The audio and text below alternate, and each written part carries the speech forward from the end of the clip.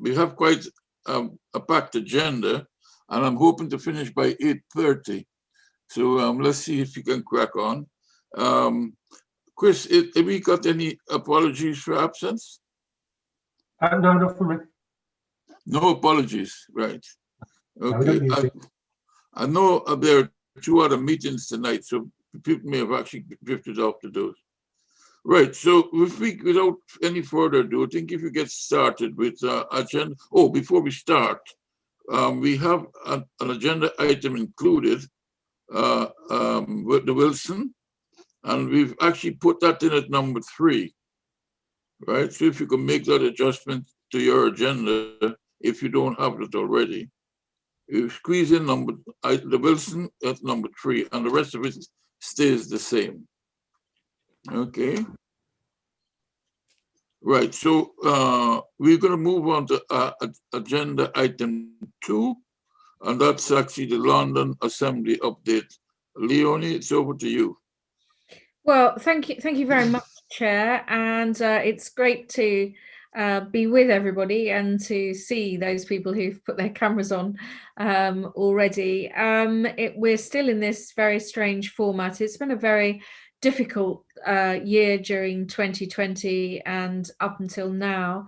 I, like many people, have lost friends and family, either directly because of the virus or in some cases because of the knock-on effects on our health service. And so the first thing I'd like to do is I'd like to pay tribute to all of those staff in Merton and also in City Hall and in the fire brigade and the police service, particularly the City Hall services, who've been working really hard with the health service and with the ambulance service to step up and to take on those duties to help make sure that when people need to get to the hospital, or sadly if they need to leave the hospital in an ambulance, that they have been assisting with those additional duties. And this has been against a background of, in the first phase of the pandemic, the police and the fire service weren't particularly hit by sickness absence, although as I'm sure you're aware, there was a lot of sickness absence amongst the Transport for London frontline staff and indeed a number of bus drivers who sadly passed away. But in the second or later waves, the police have had a very difficult time because sickness absence went up to more than 20%. And that was just sickness absence relating to the coronavirus, people who were actually either ill or indeed self-isolating, plus of course, with other staff having sickness for other reasons. So they've been very, very stretched since October, roughly speaking. So I think it's been a difficult time for public services run by councils and also public services run by City Hall. But I think everyone has stepped up and has been doing their best. And I think a lot of local people have really appreciated the work of councils and City Hall. Now, I've been kept very much abreast of all of the developments, and I'm sure you'd all agree with me that the rollout of the vaccines led by the vaccine minister, Nadeem Zahawi, who actually is a local and used to be a councillor just up the road in Wandsworth. It's been fantastic seeing how well that has gone. And if you've not received your vaccine yet, as far as I can tell, we're now ahead of ourselves in Southwest London. And so you should be being called. Hopefully everyone's going to be called very soon if they've not already received it. And then I think we can start to see light at the end of the tunnel. We know that it's hit a lot of businesses really hard. The government has really stepped up with many schemes, the furlough scheme, the self-employed income support scheme, as business rates relief and so on and so forth. I think that's been really helpful. We'll see what more the Chancellor is able to do as we move towards the end of the hopefully the end of where we are as the vaccine rollout continues. But it's had a pretty devastating effect on many parts of London. And as the chair of the Economy Committee, I've obviously been meeting with a lot of people who've been telling me about the impacts that it's had on their businesses, or indeed on certain parts of London, including the Central Activity Zone, which I've now learned is called the CAS. To its friends. So there's been a lot of focus on that, a lot of focus on how to build back and get high streets working again, and as well as the SCG, which is the Strategic Coordinating Group, which has been coordinating everybody who's been working on issues relating to the pandemic in the early stages, in sourcing PPE, more recently on the rollout of the vaccine and getting new hubs set up and pharmacies involved and so on and so forth. I've also been talking to people about what's been going on in the business sector, and looking at what we can do through the Economy Committee and what the Mayor can do to boost the missions that have been developed by the Recovery Board. And the London Recovery Board has set itself 9 missions, and the whole focus is very much on helping people to rebuild their lives, but perhaps not going back to exactly how we were, and thinking more about making sure that everybody is 15 minutes from all the facilities they need, the 15-minute city concept, which has been adopted also in some other cities. So learning some lessons from cities around the world. And obviously also I still remain the Deputy Chair of the Environment Committee as well as Chair of Economy. And so we've been having discussions about how we make sure that, you'll have seen that there's been a huge pressure on open spaces across London. What can we do to make sure that they are protected? And in some cases, there will need to be improvement again. But also a lot of people suddenly noticed that there was more bird song, and that they weren't sort of doing that sort of 45-minute commute in and out of London. Can we maintain the improvements in air quality that really did happen as a result of the pandemic? Now, I think it's fair to say that some of the sort of emergency traffic orders that people use to put in without consultation, some of the changes to the roads, I think have probably been somewhat controversial. That's probably a bit of an understatement. And I can understand why Grant Shapps was keen to see councils bid very quickly, and keen to see councils and TfL implementing these things very fast. But I think we can probably learn some lessons that even in the middle of a pandemic, that people do deserve and want to be consulted. And certainly I've been pressing the point about making sure that good feedback and consultation must be taken on the schemes that have gone in. And I think I just want to finish with where we've got to today. We obviously hold Mayor's Question Time once a month. Every 6 months we have a People's Question Time. We just held one of those in February. 2,500 people attached themselves to a Zoom call like this. We couldn't see them. That would have been very, very tiny little icons on many pages of to have 2,500 people. We took questions live that people put in the chat. Some people had sent them in advance, and we got through quite a lot of questions during the course of that evening. But we also have been considering in January, and then again today, the Mayor's budget. So I regret to say that I've spent 5 hours in a meeting today debating the Mayor's budget. And of course, I did it from exactly where I am now. I sat in exactly this place and discussed the Mayor's budget, which does include an increase in his precept, which goes out with the council tax bills from all the local authorities. And the money from that is going to go into mainly the police, the fire brigade, and also some of that money is going to go into keeping some of the concessionary fares for under 18s. I think I'll leave it there, and possibly there might be some questions. Thank you, Chair. I think you're on mute, Chair. I've got in first with the on mute remark. Yes, thank you so much for that. Yeah, you got a mute and on mute. Okay, thanks for that, Leonie. This is not a political point, but I know we're coming up to mayor's elections, aren't we? Soon. Yes. So I wonder if you wanted to make any comment on that. from Yes. an admin sort of point of view? So the pre-election period starts for both City Hall and also for local authorities the same. So there will be no political announcements made from Monday, the 22nd of March. I think a lot of people are suggesting that to prevent lengthy queues at polling stations, and if people want to be assured that they're not touching things that lots of other people have touched, in an indoor environment, that they may wish to register for a postal vote, but obviously that is a personal choice. But the elections for the mayor and assembly will be taking place on the 6th of May. You get 2 votes for the mayor. You can have a first and a second choice if you wish. You get a vote for the geographical representative for Merton and Wandsworth, and then you also get a vote for a party in the top-up list.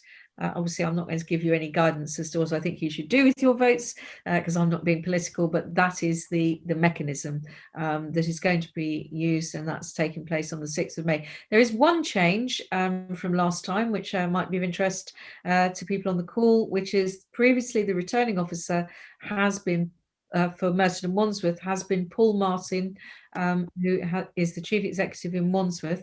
And actually that's being passed over to Jed Curran, who's the chief executive in Merton. Paul Martin is leaving and will have left by the time the elections are taking place. I know Jed is also moving on, but I think he'll still be in place, or I hope so, on the 6th of May, because they've agreed between the 2 boroughs that he'll be the returning officer. Thank you, Chair. Thank you so much for that. Okay. Is there any questions that people want to raise with Leonie? Any questions? Yes, Ed? Yeah, thank you very much, David. Always good to ask Leonie a question. I just wanted to ask Leonie, obviously, as we're coming out, hopefully seeing a light at the end of the tunnel, as you mentioned, everybody's thinking about their local community and what the town centres and the high street might look like. And everybody, going to be working from home an awful lot more where they can do, and they want to be able to walk out and go to nice shops and see nice building and lots of greeneries. And when I see Mitcham, I just see it could be such a really lovely place. It could be a Mitcham village. It could be the Fair Green. If you look at what it used to look like 30 years ago, it had beautiful flower gardens, greenery. Now, unfortunately, through 20 or 30 years of really bad planning decisions, there's so many terrible buildings there that just don't look very attractive, unfortunately. There's so much opportunity. You've got lovely heritage building like King's Arms pubs. You've got ponds, greens, lovely avenue. You could have a walking through the ponds all the way from Fair Green to connect through to Cricket Green. The Cannons itself could be a beautiful garden, a walled garden, something like Canizaro in Wimbledon Village. But to do that, you need to be able to deliver it, and you need to have ambition and vision. So do you agree, Leonie, that sort of 25 or 30 years of disastrous planning decisions at Merton's Labour Council and 25 years of Siobhan McDonough have been an absolute disaster for Mitcham? Ed, I think you know that I'm not going to agree with that. I think some of the worst buildings in Mitcham probably date to the 1970s, and although it may feel to you that it's been that long since Siobhan was elected, I can guarantee you she wasn't elected until 1997, and I think she would have probably only been about 12 years old in 1974, so probably not eligible to be elected at that point. But I think, and being slightly more serious, I think the point that you're making is one where, from what you're saying, I would hope that there would be a great deal of common ground then between people from the different political parties over some of the current proposals that are going through the House of Commons, which I think will lead to completely uncontrolled developments, which I have a great concern about. I mean, they're rather clunkily titled. The whole thing about permitted development rights and allowing people to, be permitted to develop things without having to go through planning committees, and also removing the use classes, which again is a pretty clunky piece of technical terminology. And if we just allow, if councils don't have any control, over, you know, what goes on in their areas, and local people don't have that input. I really worry that removing use classes means that you could end up with, you know, lots of things the same, nothing at all. Everything could go and it could all just become domestic. There's a big push towards domestic dwellings being put in absolutely everywhere because land prices, land values are so high in London. Everything moves towards, you know, put in tall buildings filled with flats because you will make more money from that. So I do have some concerns about some of the proposals that Robert Jenrick, the Secretary of State for Housing and Local Government and Planning, has been coming forward with. And it sounds to me, if you haven't written to him with your concerns already, then I would suggest that you do, because if you don't like some of the things that came out of the 70s, I really don't think you're going to like what might happen if we remove use classes and allow permitted development rights. So I would, in fact, I'd say to anyone else listening this evening, I would also write to him, because I am very worried about that.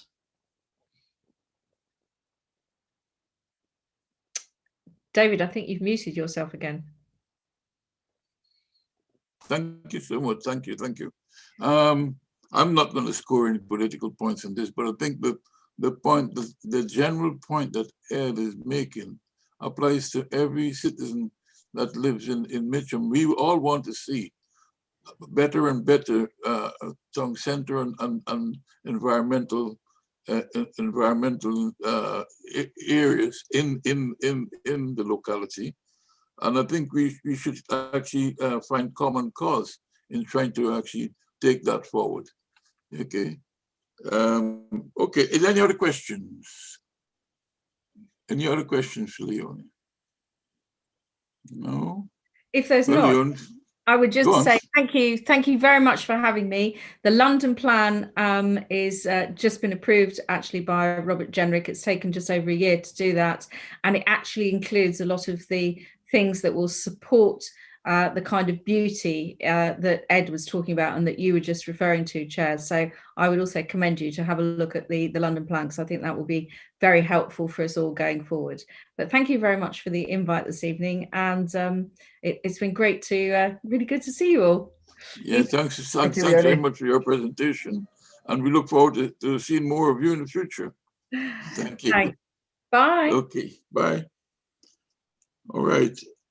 If we can move on to the additional agenda which has been put in, and it's now the agenda number 3 is now the Wilson, and I think Sue is actually going to be presenting that.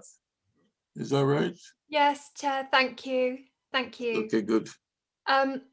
Yes, I don't know how long I've got, so I thought if I just do a quick update, and if anyone's got any questions, I'm very happy to answer them as best I can. But what I do need to say up front, so I'm the project manager for the wellbeing part of the Wilson kind of development, not the whole of the Wilson health and wellbeing hub development, which I know that there's a lot of interest in locally.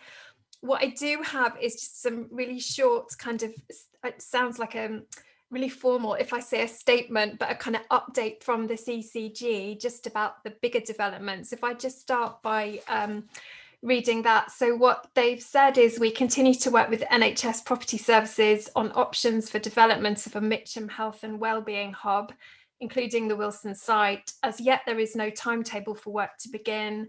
We will engage with the community at the appropriate time, but it's good to know there's still interest, and hopefully there will be more developments to share over the coming months. So that's from Lucy Lewis, who's the kind of estates lead at the CCG. So that's really the update for the whole of the development. But what has been happening, and apologies because I'm not sure how much you all are aware, so if I'm telling you stuff already, you already know, my apologies for that. But back in 2019, now at the end of 2019, there was a decision made to try to use the parts of the empty Wilson to provide some sort of well-being provision for the local community. And so we worked with property services to identify some kind of mothballed space in the current Wilson Hospital, which was handed to us to use as a kind of well-being space.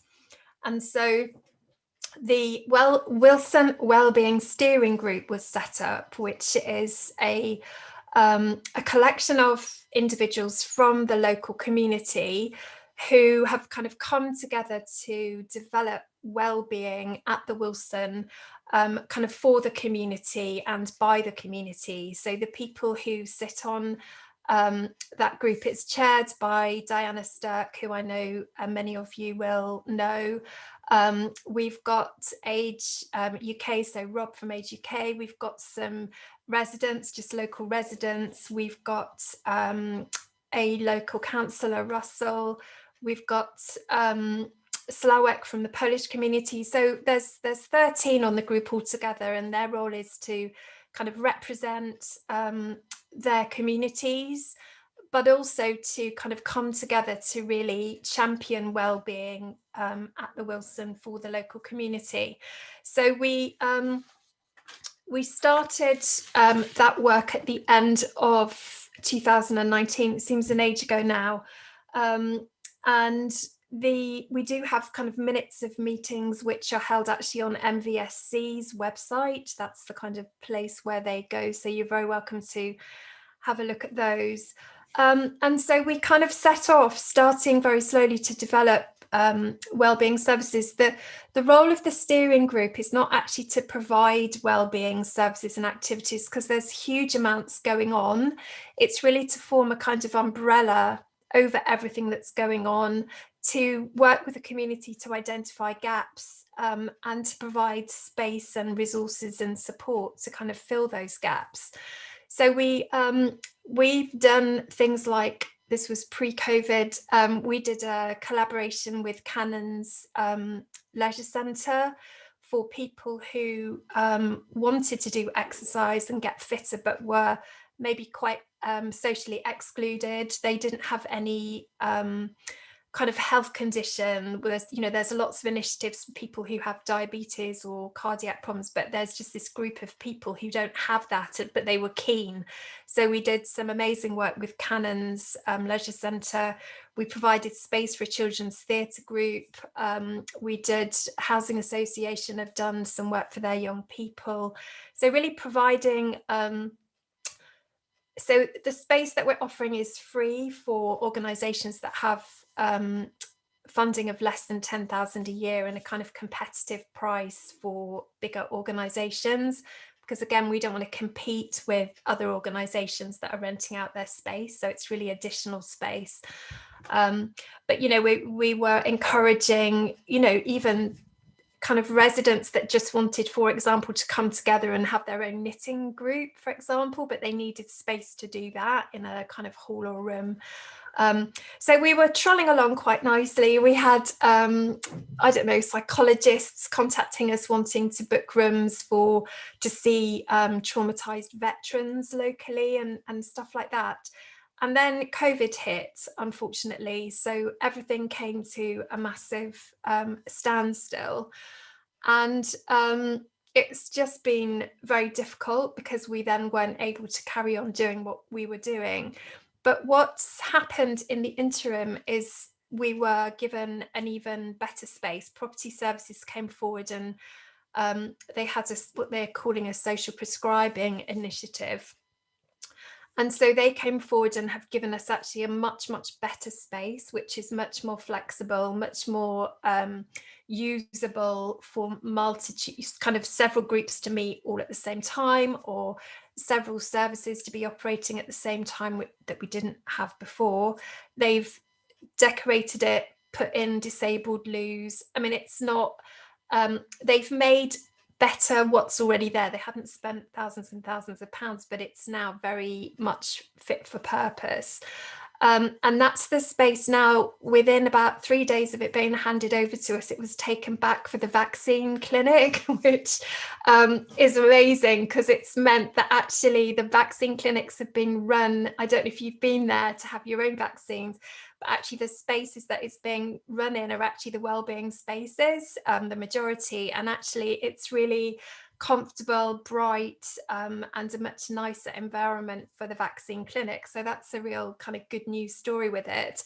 But it's meant, again, our wellbeing service development is kind of pretty much on hold whilst the vaccine clinic is in that space. But the idea being that as things start to unlock and we can run groups and people can begin to safely congregate, that we will go back to developing and championing and supporting wellbeing. We want to really support the kind of local community recovery post-COVID and really focus on that and working with local groups and communities to kind of support them to do that in whatever way is appropriate. The other lovely thing that's happened through the social prescribing initiative is actually development. We've been given again, not high cost, but property services supporting actually developing a community garden, a kind of peace garden in the grounds of the Wilson, that's being made with stuff that we can kind of repurpose and reuse, but it means that there'll be a kind of quiet space, that the idea being that we can use that space for wellbeing activities. But Ed, you were talking about kind of green spaces and where people can go, and we're trying to create somewhere that the local community can go, can maybe even run small events there, and just a tranquil, calm space, but in the Wilson grounds. So that's probably all I need to just say, but if there's any questions, very happy to take them. On mute. Thank you very much for that, Sue. Before I open the floor for questions, I have a question around the publicity. I know with the present situation with COVID, it's very difficult to do some of this, and I'm sure you're doing your best on it. But how are we actually getting the information about this wellbeing hub across? Yeah, so we were absolutely on track to do that. And then obviously with COVID, it just became difficult to do that. What we're doing at the moment is we're developing a website that's got all the information on it. So about the rooms and how you book rooms. It's not possible to book rooms right now, but it will give everybody an idea of what rooms are available and the costs and the process. And ultimately, we want to use that website to be able to kind of publicize the activities and things that are actually going on in the space, throughout the week. So that's in development. What we are going to be doing is sending out what we're kind of loosely calling an expressions of interest to right across the community, which will kind of be saying to people, look, in the future, there will be this space. It is available for the community. Kind of, what would you like to do? Has anyone got any ideas for activities they want to run there? Just literally putting their expression of interest forward. So we are onto that. And the issue we've got at the moment is the timing. We can't promise any time scale because obviously the vaccine clinics understandably take priority over the space. So we don't want to overpromise, but we want to be in a position to be kind of ready to start as soon as we can.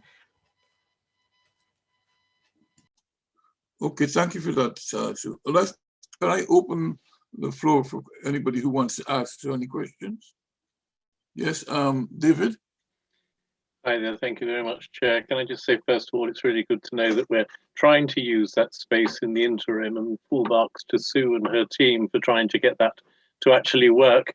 And I can think of no better overtaking force than the COVID vaccination system to actually get in your way at the moment. And I full praise to them too. I've actually been down there and had my first jab and was so impressed by the systems down there and the volunteers. It's just truly amazing. So, a great voice of praise to that. But I am still concerned about what we know about the future of the Wilson and what in actual fact the long-term plans are going to be. It seems to be that we're just going from lurch to lurch at the moment, and we've got no clear idea about really what's going to happen. We have this idea about the well-being hub, but really there doesn't seem to be very much moving on that, and I'd be most interested to actually know quite how we communicate to our local residents down here what the long-term prospect is for the place, because a lot of people are really keen to know what's going to happen. Thank you. And I do appreciate that, and I can only kind of reiterate what Lucy said, and I do understand that that's incredibly frustrating still, and I think it's as frustrating, you know, for everybody involved, because the discussions just go on and on. You know, it was Brexit, then it's COVID, and it's just tricky. So I do appreciate it, and I will pass on your comment, and I will, you know, let them know, the CCG know, that everyone is still, you know, desperate for more information. And you know, I can only give you the undertaking that Lucy's given, that as soon as there is more information, you know, they want the community involved. I do know that. So as soon as that's possible, you know, there is a commitment to do that. But I'll certainly pass back, you know, that message to the CCG. I'm very happy to do that. Thank you for that question, David. I'll probably leave my comments for the summary before I actually let Sue finish. Is there any other questions that anyone wants to raise? Chair, there's a question from Paula in the chat about how groups can inquire about holding a meeting at the Wilson. Yes, Paula. So if you look out for the expression of interest kind of thing. I mean, I don't have your details, but I can get them via Chris. If it was for you particularly, I can make sure that you get that. And it's really a question of just emailing me and kind of letting me know at this point what it is you'd like to do. As I say, we don't have any space at the moment, obviously, so it's going to be in the summer probably soonest, but that's what you do. And there's also, when we get the website up, which I'm hoping to do actually in the next few weeks, it'll have the kind of more details there for you to see. But if you want to get in touch with me, I can kind of talk you through what space we've got, and you know, I'm very happy to do that, just to give you a bit more information if that's helpful. That would be great. It would be for the Mitcham Horticultural Society, possibly as a future venue for our meetings. Cool. Yeah. I'll contact you through Chris, because I haven't got a direct contact. But I can do. And I think, you know, things like the garden, Paula, you know, we're really hoping it's going to be very light touch in terms of maintenance. But I think, you know, we really want the community to use that as a kind of a well-being space and activity to be, you know, it's very sensory and very peaceful. So, you know, we want everyone working together with that, really. So that'd be amazing. Yeah, let's have a conversation. Lovely. Thanks. Thank you. Thank you. Any other questions?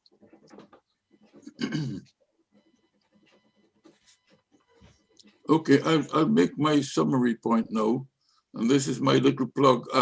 Following on from the comments that David has made in relation to the concerns that the community has about the Wilson. First point is actually how important the Wilson is for the well-being, the health and well-being of Mitcham's community. We need to close the gap between the health divide between the East and the West. That's what yeah. And hello? It's good to see you there. Sorry, David. We've been doing this all wrong. Okay, are you okay now? Yeah, we're here. You've got That's 2 for 1. Okay, perfect. Nice to see you. Can I just add a question before you tie up on that? Okay. Go on. Just to say to Sue, as she said about the hospital, it was fantastic. I had my injection there, and I didn't know why it looked so lovely, but now I know why it looks so lovely. And the other thing is, does she realise that across the road in the Cannons, there is an area where they're asking people to go in and do some community gardening. So we're doubling up on ourselves again and spreading things thinly, because you can't be at the health and well-being, and perhaps we can't get the people at the Canons. Yeah, I have been, we've been talking, the Canons and I, because there wasn't really much joined up kind of thinking going on, but actually the two things that we're doing there are actually quite different. So I think, yeah, I appreciate what you're saying completely, but we're trying to kind of manage them quite differently, different offerings really. But yeah, thank you. But I'm glad you enjoyed the space, because yeah, it looked, the bit with all the doors, the coloured doors. Were you in that bit for your resting after? no, I was immediately on the left as you come in, but the floor was lovely and the walls were painted. It was very good. Good. Thank you. Good, I'm pleased. Thank you. Must have got in a room for resting. Okay, any other questions? Right, let me just see if I can. Oh, David, a quick question for Sue, if I may. Okay. Oh, thank you very much, Sue. Thank you very much. Sue, is there any message you want to give back to local council in terms of what should the council be doing, ideally as a local authority, to help encourage young people and, you know, as we come out of COVID, really help young people get involved in more outdoor activity, do it safely in groups, but particularly group activities of outdoors. And I think that's a really good thing, you know, which we should be encouraging in our schools and in youth services and so on. So is there anything that you can suggest that the council should be doing to really promote you know, outdoor activity? And it's really helpful as a preventative measure that mental health purposes. Yeah, I mean, I think what we want to make sure is that the Wilson wellbeing isn't just seen as being at the Wilson. So anything that we can do in terms of the kind of umbrella, like the Canons thing, you know, we talked to the local tennis club about doing something with them, and I know that Wimbledon football do lots of other stuff locally. So I think any ideas that anyone has got, you know, in the council or, you know, the youth team, whatever it is, in terms of, and we've got John Deacon from the Big Housing Association. I mean, you know, they work a lot with young people. So I think any ideas, you know, again, the expressions of interest thing, just kind of put it down and let's see where we can help to kind of plug the gaps, really. So I don't think, I mean, the council have been amazing, worked a lot with public health on the whole development so far. So they have been very supportive. I think it's just about where people have got ideas, you know, feed them into me or feed them in, and we can, let's see how we can kind of get stuff happening. What we don't want to do is, what the steering group isn't going to do is bid for any funds itself, because we know that a lot of the kind of very limited grant funds that are available for small groups, you know, they're a complete lifeline. So we you know, we're not bidding to provide anything, but we're able to support providers, you know, with space or whatever it is to kind of run those groups.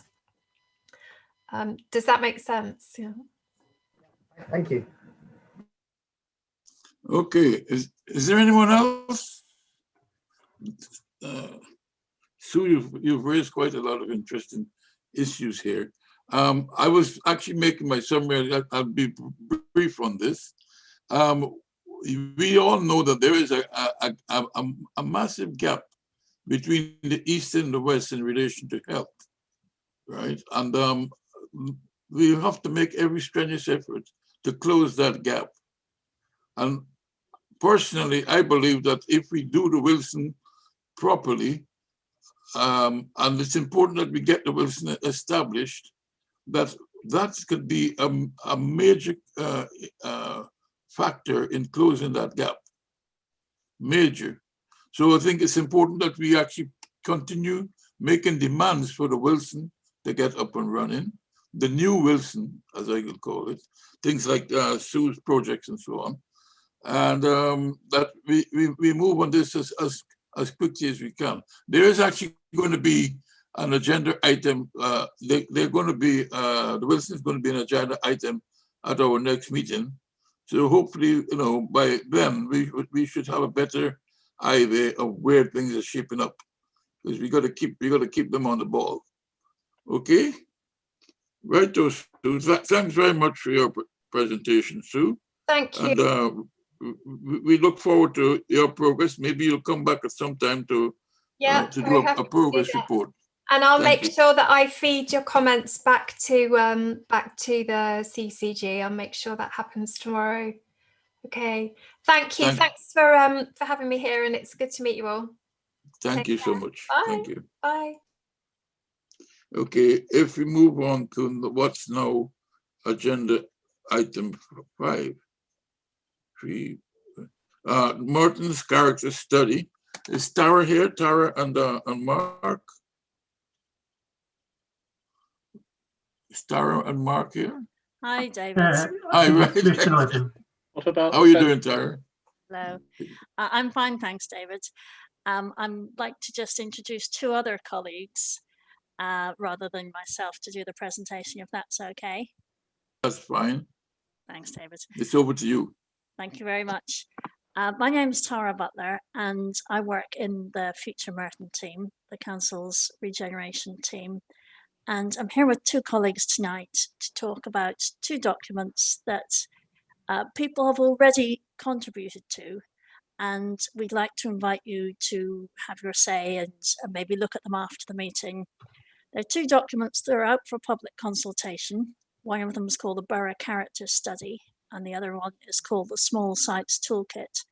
And what they will do is they will help advise people who determine planning applications about the character of the borough and about small sites, and hopefully they'll help improve development in the borough. So the consultation is open until the end of March. I am going to invite 2 colleagues, Catherine Fox and Abre Ete, to talk you through the 2 documents. Catherine and Abre? Yeah, hello, my name is Catherine Fox and I work in the Future Merton team. And Chris, if you're able to share our presentation, that would be great.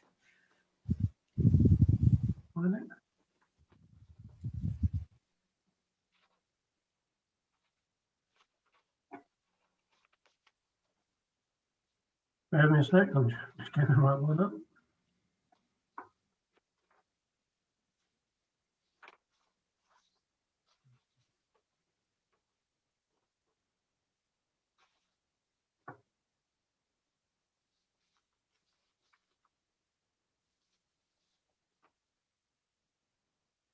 Can you all see that? Yes, thank you.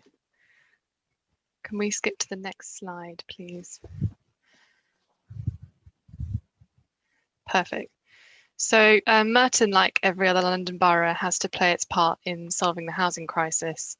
And there's significant emphasis in the New London plan to deliver more housing. And the purpose of this character study is to define an approach to growth for different parts of the borough, which is informed by an analysis of character. Where areas have a strong existing character, this will be reinforced and protected, and in other areas there may be opportunities to re-examine what is there and improve it.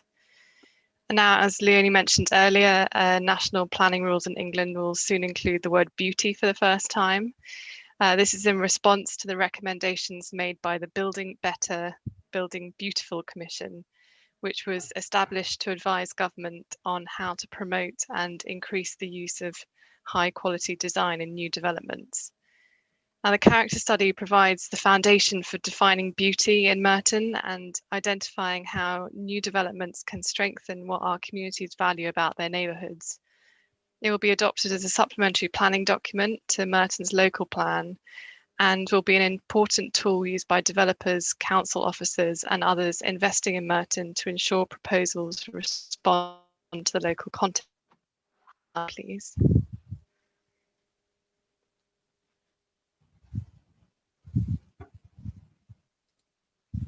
Oh, other way. So the character study has evolved over the past year in response to extensive public engagement.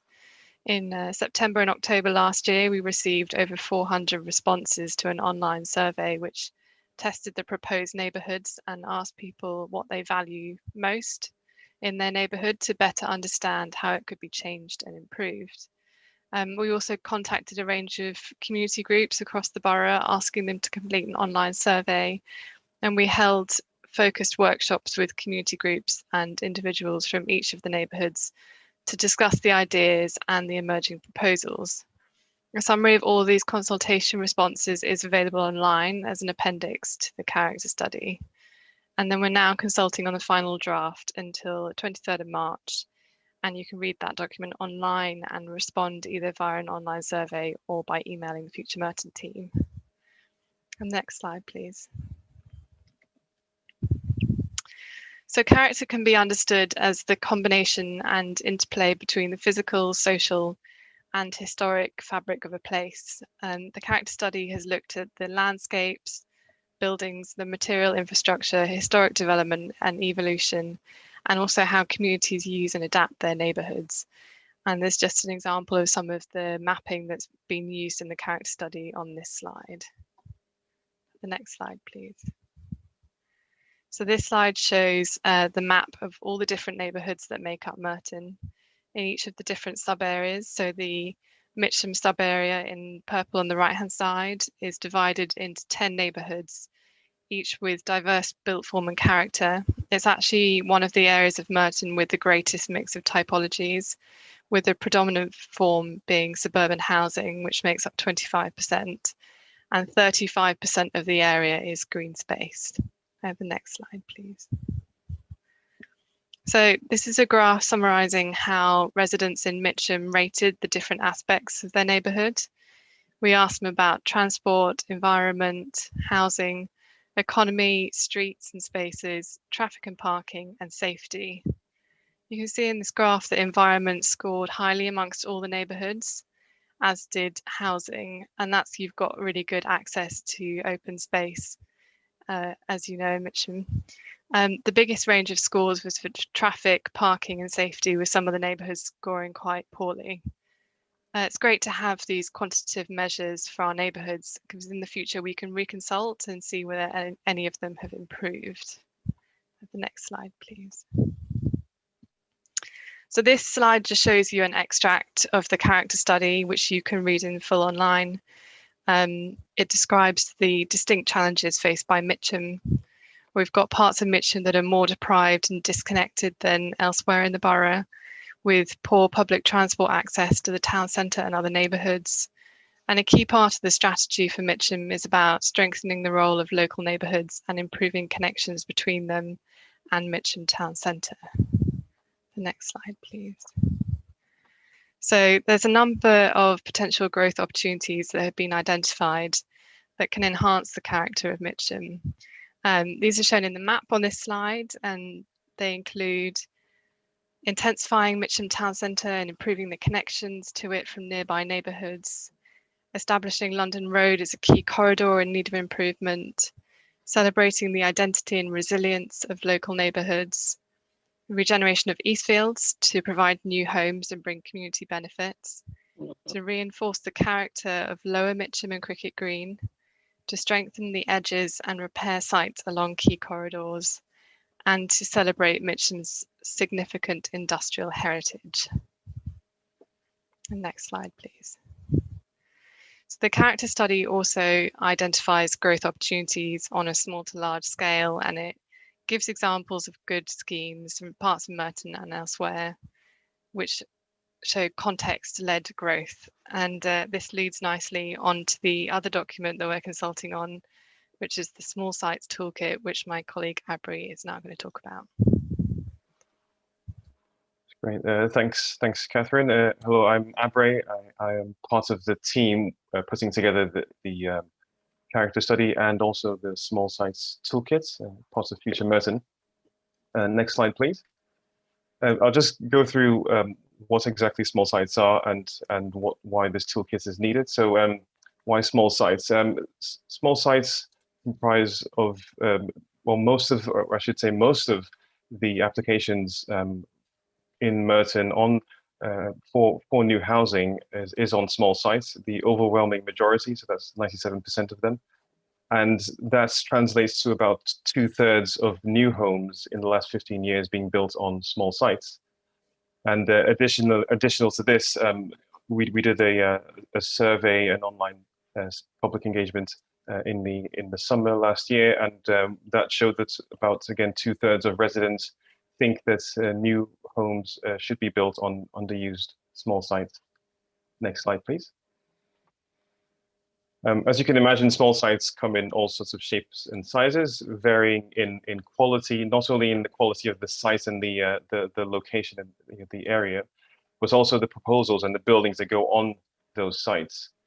And the aim of the small sites toolkit is to raise the quality of built projects across the entire borough, and then hopefully with that beauty as well.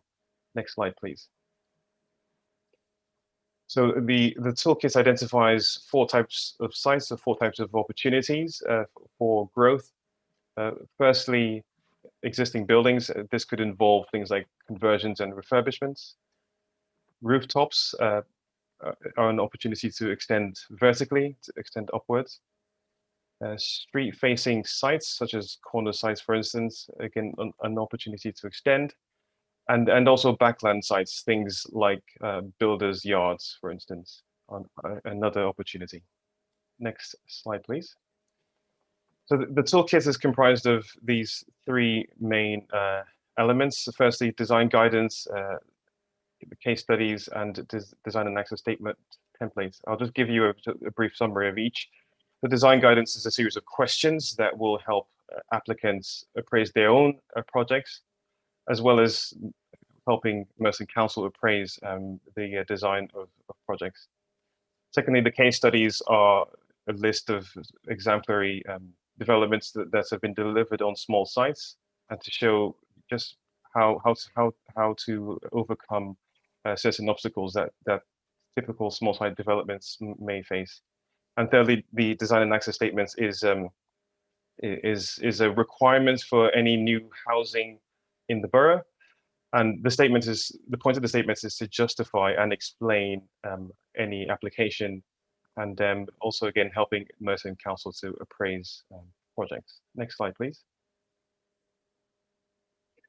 So firstly, going into the design guidance itself, it's structured around 4 key objectives.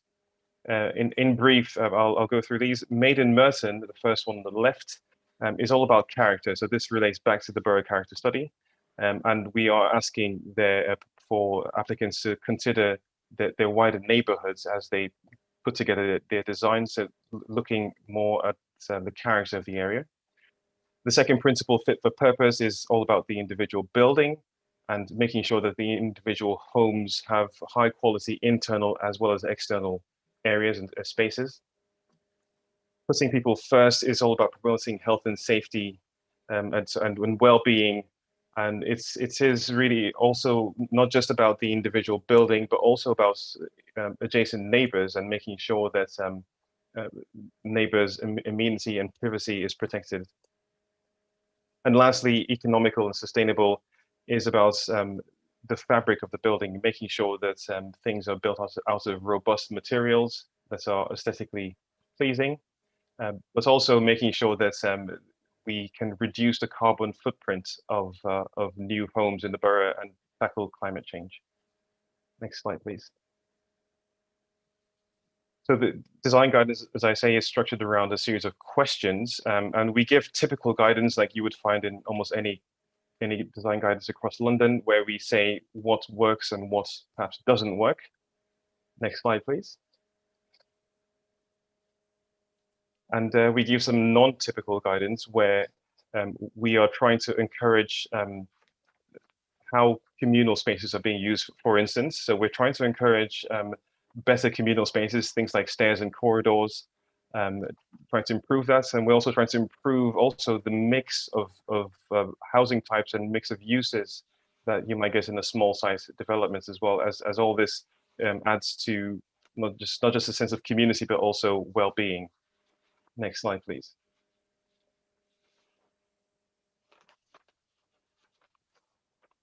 The second part of the toolkit is the case studies. So this is just an extract. One of the case studies, this is a street-facing corner infill. So in each of the case studies on the left-hand side, you'll have just a brief description of what the case study is, some drawings to show where it is, and a plan to show sort of the basic layout. The blue rectangle gives basic information, statistics around the building, the number of bedrooms, how accessible it is to public transport and things like this. And then on the right-hand side, we appraise the projects based on the good design objectives that we identified earlier, and say what exactly, how exactly this project tackles these different things and tackles different hurdles in order to achieve good design. Next slide, please. And lastly, the design access statement. Like I mentioned, it's simply a series of questions that will prompt applicants to consider information that is both helpful for their design, but also helpful for Merton Council to appraise their application. So we're trying to make sure that they submit relevant application, so relevant information for their applications. Next slide. So that is what's involved in the toolkit. If you are able and interested to get involved in our consultation, please visit the website there, consult.merton.gov.uk, where you can leave some feedback. You can agree or disagree with some of the things that are in either of those documents, make suggestions, and all of that is welcome. And so, as Catherine mentioned, the comments, the consultation is open until the 23rd of March, so we would appreciate your comments. Thank you. Thank you very much for the presentations. Tara, did you want to make any comments before we open the questions? No, thanks, David. We're happy to take questions. Okay, the floor is open for questions.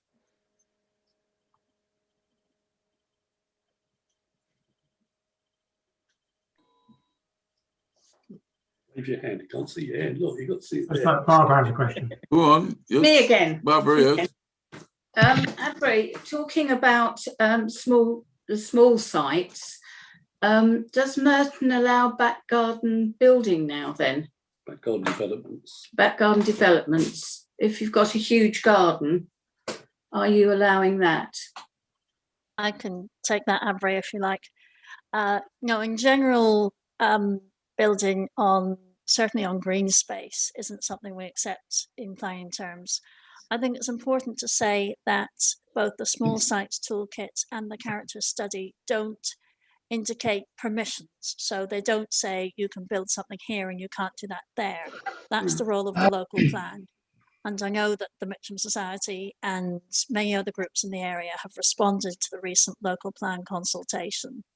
So when you read the character study and the small sites toolkit, it won't say where things can happen. It will simply say, you know, to improve the quality of development, please could you consider these things if you are proposing a project. Okay, thank you.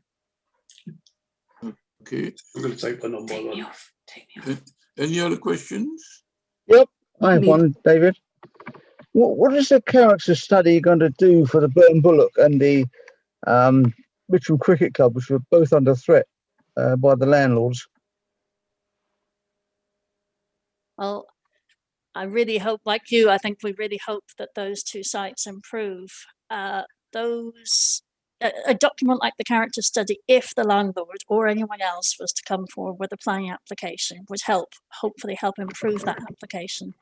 But on those two sites, both of those sites are in the local plan with the intention of trying to secure the future of the cricket club. But I pick up on your point that it has been hard to engage and fully secure the future of the cricket pavilion, which I think is Have the landlords actually been in touch with you with any provisional plans? Because I know they've got something up their sleeve at the moment. Not me personally, I'm afraid. I would need to talk to my development management colleagues, and certainly not that recently either. Well, the club has been approached fairly recently with, for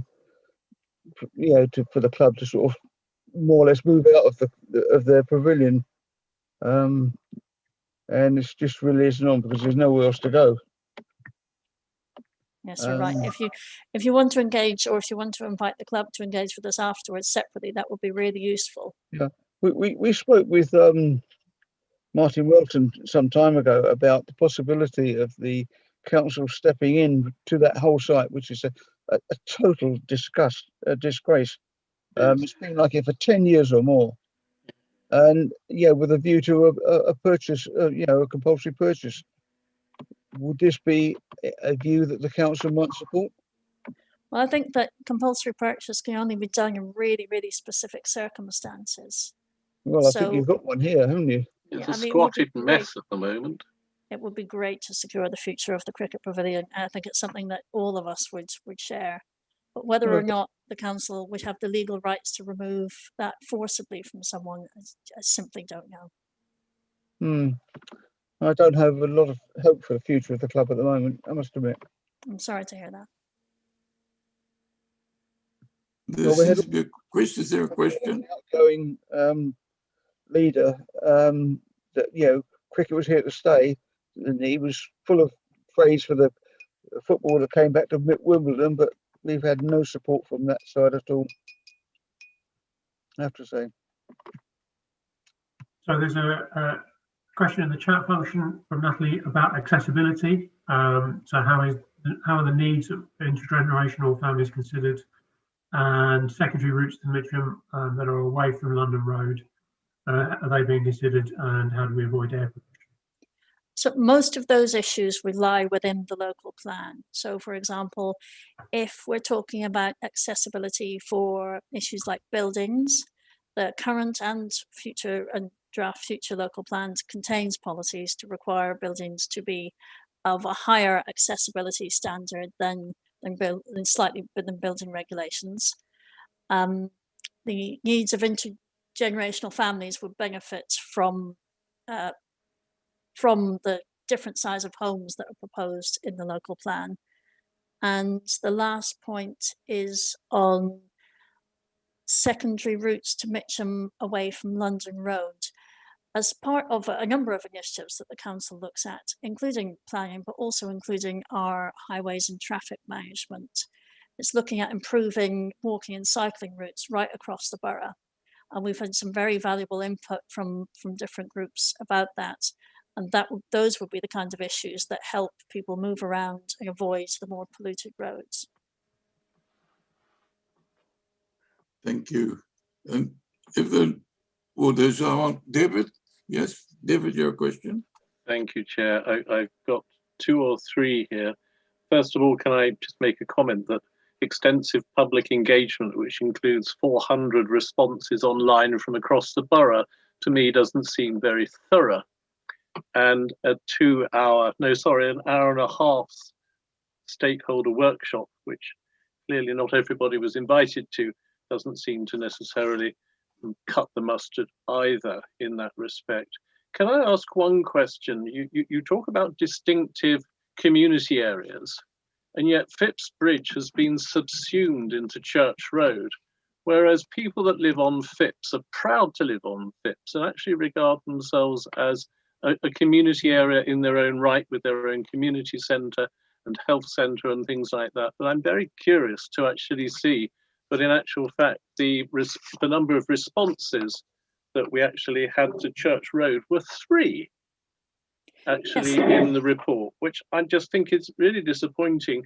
And I'm personally not surprised, because I wasn't aware of this consultation either. This is the start of the consultation. This is the very first, we're in the first week of it now. So the 400 responses were, if you like, pre-consultation. I was talking to people before we drafted the document. So we reached out via social media mainly, given the current circumstances last summer.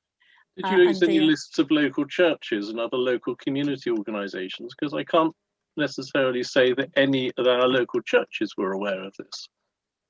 We can cross-check with our consultation database if people have registered.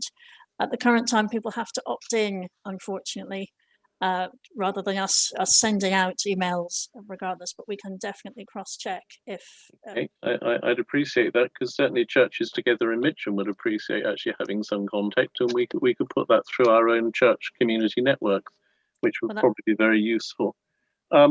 A couple of other questions too. Is there any mileage in this particular sector of consultation around actually talking about affordable homes rather than just homes? In the two documents we have here tonight, they Mhm. talk about what buildings look like, regardless of what happens inside them.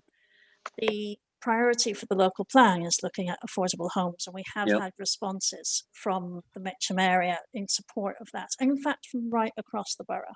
Yep. So I think it's really it's something that is a priority for the council, and you may be aware that we're looking to change our planning policy to make sure that all sites contribute to affordable housing, either on site or if not on site financially.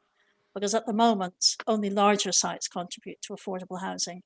But given that so many of Merton's sites that come forward for development are small, it's Yep. really important that we just absolutely maximise the amount of affordable housing we can get. So our new policy will be to try and achieve that. That's really helpful, thank you. One of my other concerns was related to the small sites policy, because we've recently seen Mitcham Housing trying to actually annihilate all of the local ground surface car parks in Mitcham, which in actual fact threatens the local commercial shops and that locally, by trying to get everybody to park in the Morrison's car park, the multi-storey, which people hate, and in actual fact building houses, which I admit are necessary, actually on those sites. It's a shame in a sense that those small sites aren't being identified in a better way, I feel, because we really need to be seeing housing actually turning up in places and not annihilating the centre of Mitcham, which your report clearly, I've only had the chance to read it through quickly, scan through it, but clearly Mitcham is in actual fact quite in need of a lot of commercial encouragement at the moment, and we certainly will be with the end of the lockdown, when in actual fact probably even more shop fronts are going to be empty. And my final comment, I'm afraid, is just this whole thing about beauty and the character of materials being aesthetically pleasing, where in actual fact we've seen planning decisions in the centre of Mitcham, even on Fair Green, actually seemingly allowing planning decisions which are going to put just monoliths of buildings up, totally annihilating the village character. And it's really disappointing to think that we're not actually able to plug these words of beauty and aesthetically pleasing into the current planning scheme which is going on, which seems to be allowing stuff which is going to knock down and annihilate half of the character of Mitcham, and just put up solid blocks of rather disappointing architectural merit, I think. I'm sorry to be so negative, but that's how it feels when you look at those planned replacements at the moment. And that's absolutely fine. I mean, that feedback is really useful. There's 3 points I'd like to raise there. Firstly, you mentioned Church Road and Phipps Bridge, and that's exactly the kind of consultation feedback we're looking for. This is the first time the borough character study has been published right across the borough. When we did the consultation last year, we didn't have this depth of information. It was just initial information. So actually, if you could tell your friends and tell the other churches and send this round, and we can get some consultation feedback like that, that's really important. I think, Tara, we need to have a conversation probably and work out how this can be done a bit more effectively to local grassroots organisations. That's absolutely, thank you. That would be That'd great. be useful. Thank you. We can go through Chris. Yep. I think we'll have both of our contact details. Yes, indeed. Secondly, I know it may seem hard to believe, but in Merton terms, the 4 developments taken forward by Merton Developments were actually large sites. Believe it or not, the 97% of homes that develop on small sites are sites of less than 10 homes. Right. Merton's land ownership is incredibly fragmented compared to somewhere like, say, Croydon or Wandsworth. Basically, lots and lots of people own little bits of land. So when someone wants to develop something, often it's on something much smaller. And the small sites toolkit is really steered towards those more than 90% of applications that are given to the council that are really properly small. Okay. And it's trying to raise the standards and help people as much as possible to make sure that the quality is raised for all those applications. And you had a final point, I think, and of course my mind has gone completely about blank. Beauty and aesthetic building.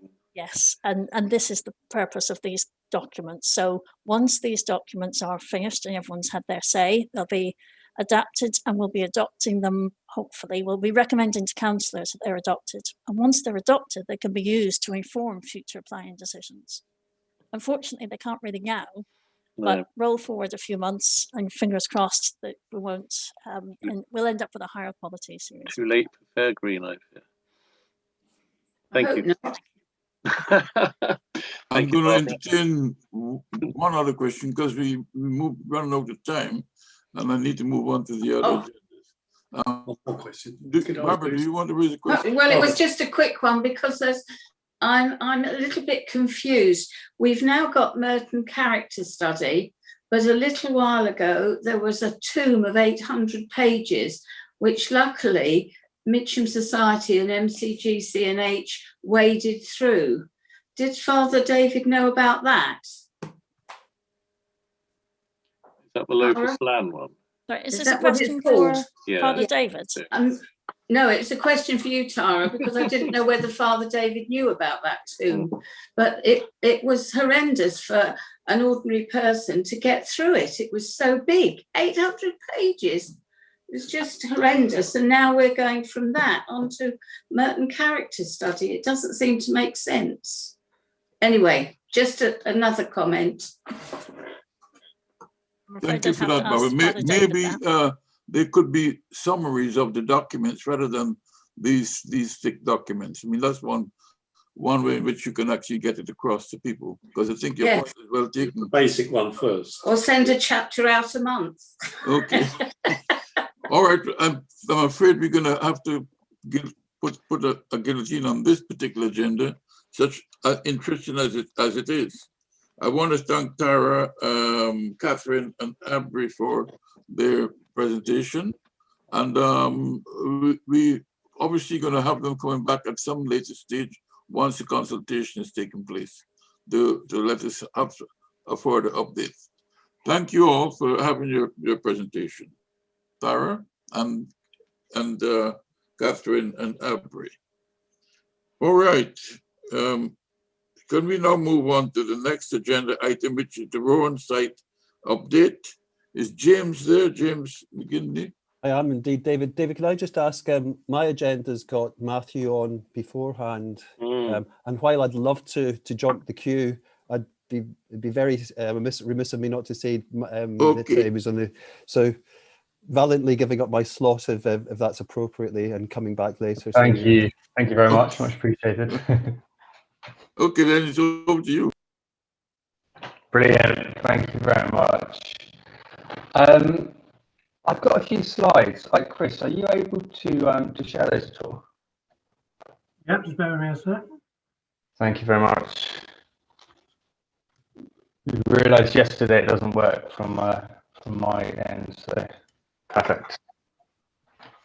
Okay.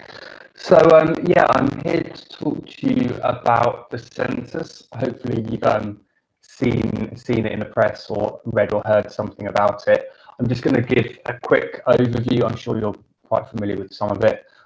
Just going to say what's happening, when, what we've been doing so far. Then also just cover off what people are actually going to receive, what they need to do, and the accessibility and support available. Next slide, please.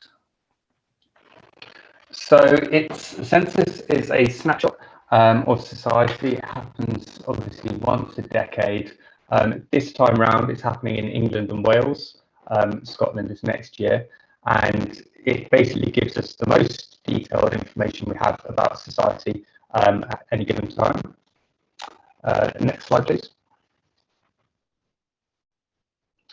So yeah, ultimately why it's important is it determines where billions of pounds are going to be allocated for funding, and the more accurate the data, the more effectively the funds can be allocated. So that's why we need everyone to fill it in, so that the right areas and the right services get the funding that they need. Next slide, please. So yeah, in terms of making sure that the right areas get the funding they need, I'd really encourage all of you to get involved and to help out if you can.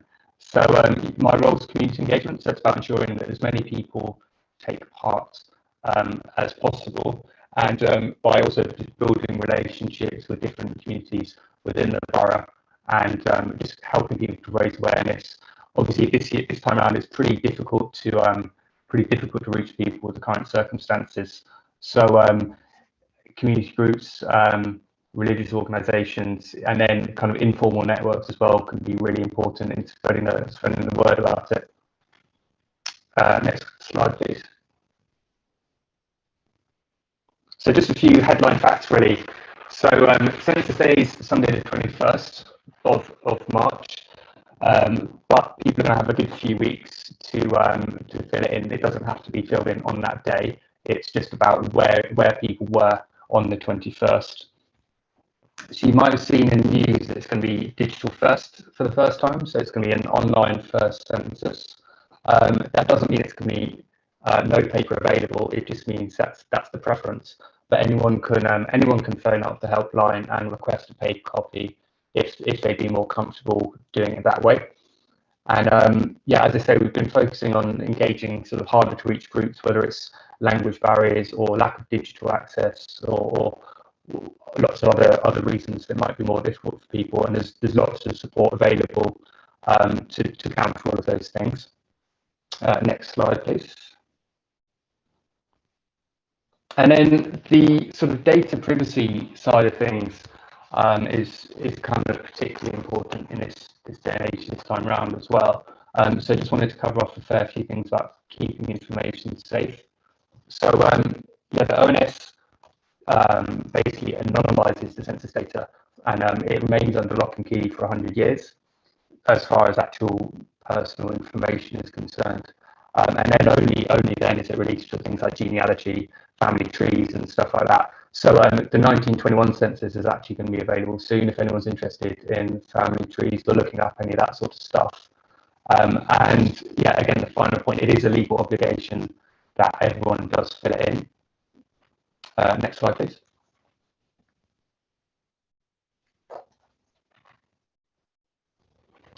Yeah, as I say, the personal information is anonymized, and census data can't be used to change what kind of services an individual gets. So as far as tackling misinformation is concerned, this is really important, the second point here.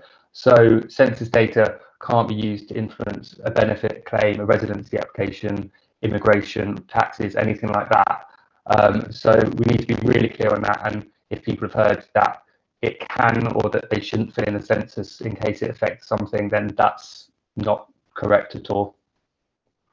Next slide, please. And yeah, just to give you, hopefully not going too quickly, just to give you an overview of sort of what's been happening so far and what's coming up. So we've been doing some community engagement work since last year, really, and the press and publicity is started this month. Some of you might have actually got your postcards through the door the last couple of days. That's the first thing that's being posted out to home addresses, and then shortly people will be receiving a letter which has got their unique access code, which is the code that they use to fill in the census online. It does also cover off that people can phone up if they prefer to do so. And yeah, that's okay. Then yeah, after Census Day itself, there will be, of course, people going door to door in a COVID compliant, definitely 2 meters apart, socially distanced manner, just to kind of chase up non-responses and just make sure that we get the responses that we need. Next slide, please. And then the next few slides are just to give you just a kind of a visual on what to expect, just so you know, and then you're aware. So this is the postcard which has been landing and will be landing in the next couple of days if you don't have it already. Next slide, please.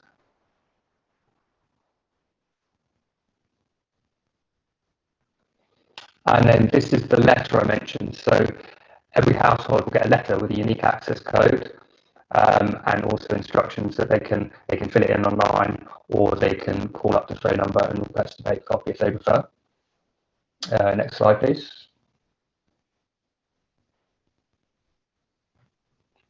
And yeah, again, just some more information included with the letter, just to give people a bit of context and explain the things they need to do. Next slide again, please. Just so you're familiar with all what things look like, really. And then in terms of accessibility, where everyone has, lots of people with different needs, there's going to be a whole array of different options, whether it's languages, braille, different formats, translated questionnaires. So all of these services will be available on the website, census.gov.uk, and also on the phone number, which the letter will detail. Next slide, please. Oh yeah, sorry, as I say, there's going to be a dedicated contact centre. We've actually scaled up the capacity of the phone centre compared to what it would have been pre-COVID, just to make sure, obviously some people won't be able to get out and get support in as they would have done previously. So the phone service has been scaled up, and that also covers off lots of different languages if people don't speak English, for example. Next slide, please.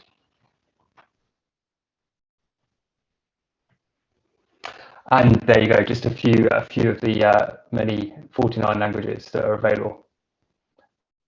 Not sure if you can see those in your screens, but there you go. Next slide, please. So yeah, as I say, you're obviously all invested in the community. I'd urge you all to help out, just spreading the word if you can.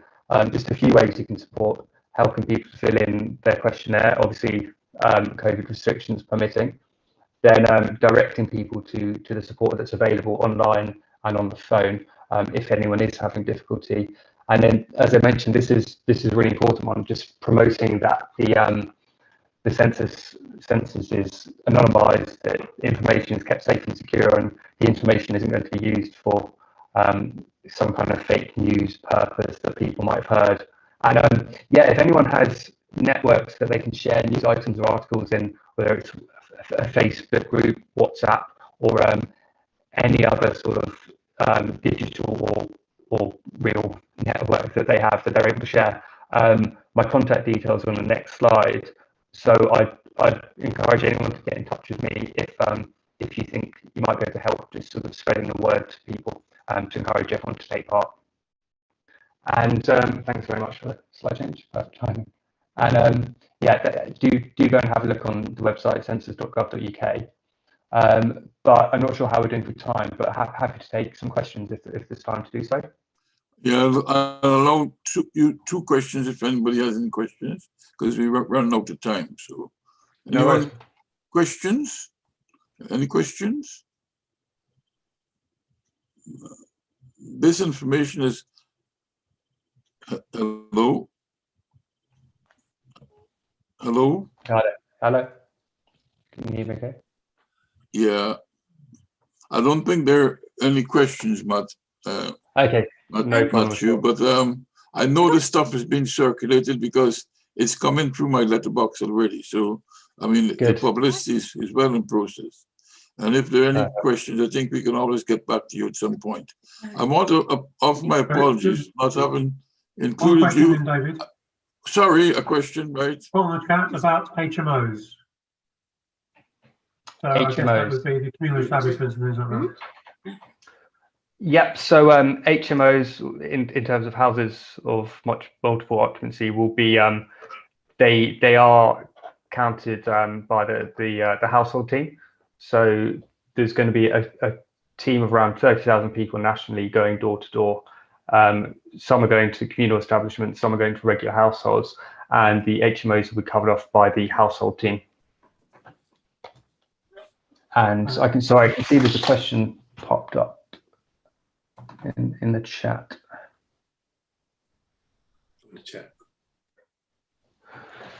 So nationally, we've been working with different organisations and charities covering off a whole load of different aspects, in dementia included. So I couldn't tell you hand on heart that there's a specific feature online, for instance, for helping people with dementia, but we've certainly been engaging with with carers on a national and local level to encourage them to help people fill it in. Hopefully that helps. Okay. All right. I'm going to close this agenda item off. Matthew, thanks for your contribution. My apology again for not having included you when I should have. No worries. No problem. Thanks for that. And we look forward to you coming back when, we're getting towards the end of this, really. So, okay. Thanks a lot. Thanks very much for having me. Cheers. Okay. Right. Now, if we can move on to the agenda, Rowan site on update, James. Thank you, David. This is an item that crops up, I think, all too frequently, much to the frustration of the residents of Rowan Park.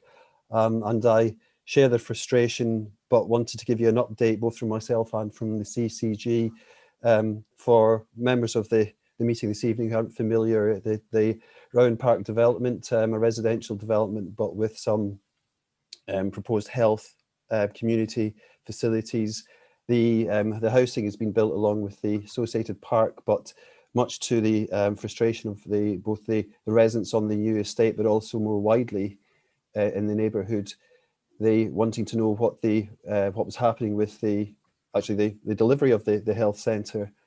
Variously, there's been issues there around the developer Crest and what they were going to do to get the development built. And what I can report is that Crest are committed to building it. Their boards approved it. There is some funding from the London Borough of Merton in the Community Infrastructure Levy to do so. The building of the health centre is integral with the building out of part of the community centre. And in addition to that, there's also a pharmacy that's associated with it. During the course of last year, there were some changes to the design that were approved in planning. So all of the, if you like, the statutory processes to get the building underway have been approved, and the funding an agreement from the developer is in place. Where we're at currently is that the CCG have been working with the GPs over the last year. I'm sure everybody will understand that over the last year, the GPs have been working on the pandemic, and their resources have been dedicated to that rather than to the work that's needed on the new health facility. That is quite extensive. They've agreed the layout, so all of that process has been agreed. The CCG have to go through some formal processes in getting ensuring that the value for money of the GP practice is done, and so they're about to commission surveyors to do that work. But we are looking at that happening over the next couple of months. So by way of update, revised planning is in place. The funding to construct the building is in place. The issue now is the CCG need to ensure that the GPs and the space they're taking represents value for money for them. They're getting that undertaken through the appointment of some valuation work. And I will be happy to, through Chris or at future meetings, come back and update on that. But in terms of the community facility, because that's integral with the construction of the health centre, one can't happen until it all happens. So happy to take any questions. I think there's one there from Daniel. Yes. Yes, it is. The community centre isn't diminished in size. It's the same size. Any other questions? James, I mean, when is it actually going to, do you have any idea when it is going to actually be completed? Is it in a month, years? Do you have any idea? Dave, that question I've been asked many times, and I think every time I've given an indication, I've had egg in my face subsequently, and deservedly so. From the moment that it starts, it's about a year's build. The key thing now is that the GPs who have agreed the space want to move, that the work that they have to get to support them from the CCG is undertaken. We reckon that's a couple of months' work. So with a fair wind, the construction could start sometime in the summer, and it's probably about a year's build from there. Thanks for that. Any other questions? Are you going to come back when we got further information on this? Yes, I'm very happy to, David, and Okay. I'm very happy that you keep me to task. Right, okay. Well, thank you for that. Thank you. Could I now move on to the agenda item, Climate Change Action Plan? Is Kate Before we there? move on, I had a request quickly for an update on Mitcham Bridge. It's come in by email, and whilst Tara and James are here, it would be sensible for them to give an update, if that's okay. That's fine. David, that's okay with you. Tara, are you still on the call and able to give a quick update on the bridge? Yes, I am. Thank you, David. As people will see, activity is taking up, going ahead quite quickly on the new bridge, and workers are on site. Well, they'll be on site today, they'll be on site tomorrow. We're hopeful that the new bridge will be finished in sort of late summer this year.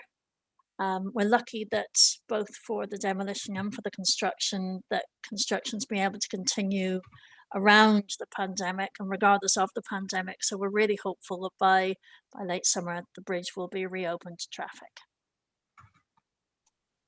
Thank you. Thank you for that. If there's no question on that, any question on that, I would like to move on to the next. Thank you. Hi. So I'm Katie Holter. I'm one of the 2 climate change officers at Merton Council. Chris, have you got the presentation, please? While that's going up, I'll try to rush through it at lightning speed, David, so that you don't overrun too much. So if you can move the slides on. What I wanted to talk about was just give you a quick update on what's happening with the climate change agenda. There's been a lot of activity last year that I wanted to just quickly let everyone know what's happening and also what's coming up over the next couple of months. Next slide, please, Chris. So the main, can you go one back? Sorry, I didn't need to go on yet. So the main thing that's happened is that over the last year, we've been developing Merton's climate strategy and action plan that covers around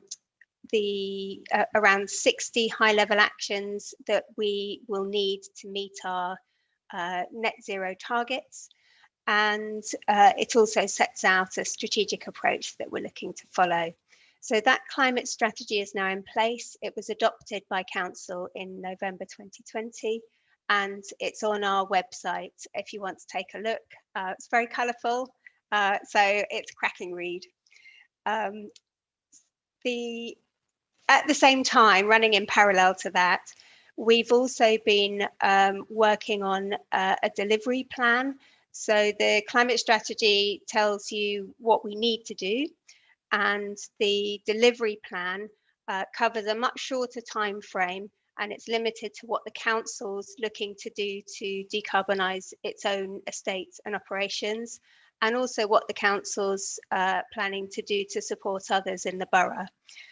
So it's a one-year time scale, and it's limited to the council's activities. But that was adopted by Cabinet in January, and it was also subject to a further discussion at Council in February. So now the sort of strategic framework is in place. We can move into implementation, which we're currently doing now. Next slide, please, Chris.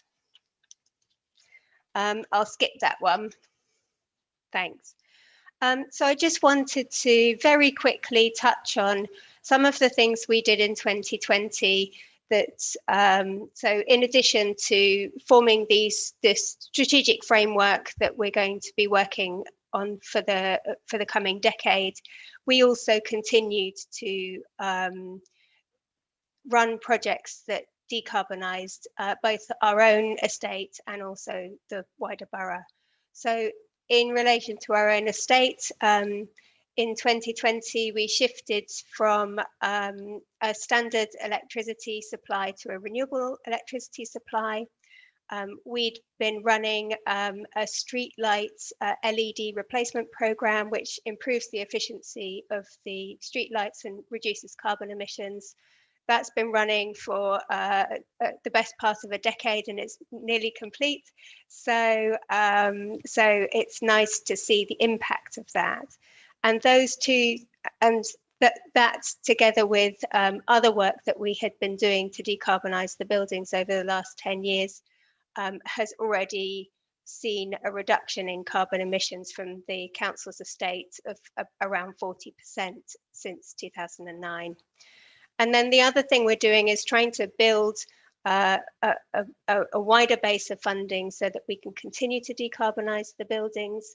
And that's and an example of that is the application for some grant funding, which we now know has been successful, to continue to do much deeper projects to decarbonise some of the buildings. So that £500,000 grant, we're hoping to decarbonise a number of sites, including some of the children's centres and community buildings. Next slide, please. So in addition to our own estate, we also last year were supporting projects around the borough. So again, a few examples here. The Neighbourhood Fund had a good focus on climate change and supported projects. Around a third of the funding, I think, supported climate reduction projects. We won some additional funding from the Green Homes grant. There's a local authority part of that, to boost the funding for the Warmer Homes project that is in place to tackle fuel poverty.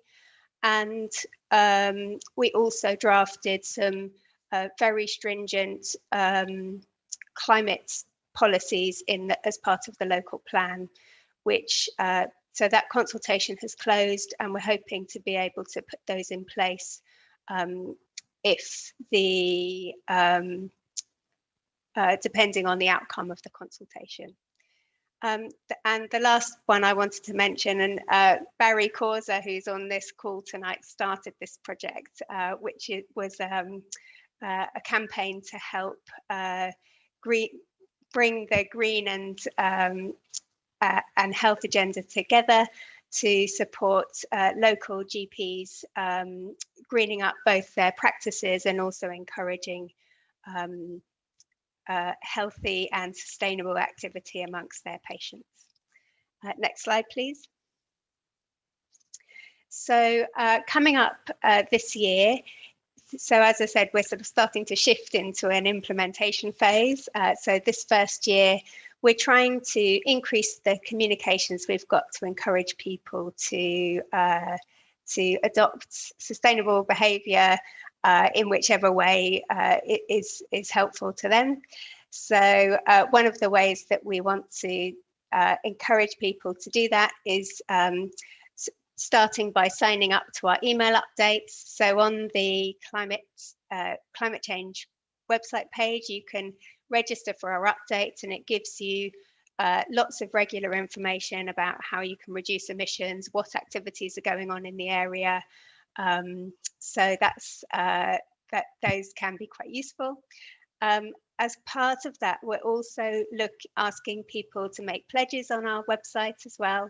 So again, if you Google Merton Climate Pledge, you'll see that every month we're talking about a different topic that's related to the action plan, and you can tell us what you're doing towards that. Next month we're going to be talking about greening Merton, and so if you're looking to plant some trees, you can tell us about it, for example.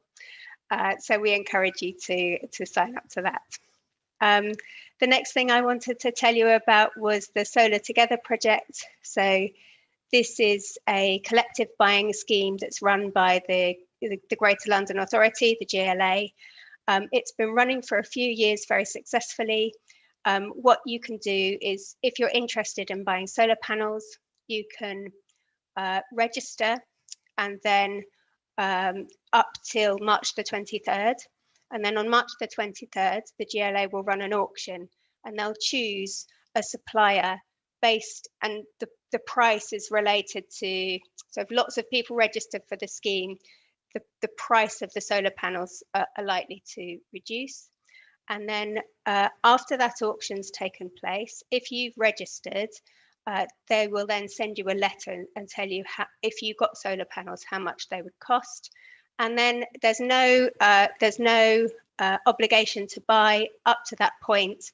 And when you get that information, you can decide whether to go ahead with them or not. So if you're interested in getting solar panels on your property, I encourage you to take a look at that and register and see whether you can get a good price. And the last thing I wanted to mention is the Climate Action Group. Can I go to the next slide, please? So we launched the Climate Action Group in January. The idea of this is to provide a forum to encourage community-led projects. So this isn't about the council, what the council's doing. It's us just providing a space for people in the community so if they've got an idea or want to contribute to a project, they can come to a meeting and build carbon reduction projects. So we had our launch in January. Next slide, please, Chris. So we had our launch in January, and then each month we'll be holding meetings. Well, our community leads will be holding meetings on different themes. So and these themes reflect the climate strategy. So we have the green economy, buildings and energy, transport, and greening Merton. And each of those themes has a different community lead.